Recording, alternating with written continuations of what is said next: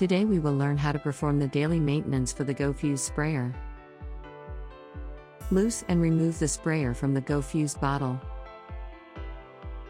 Use a paper towel to prevent any solution leak from the tube.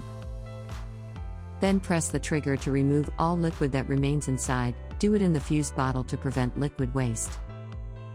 Insert the spray trigger into a bottle filled with water. Once it's secured, press the trigger so the water will flow inside and wash it completely.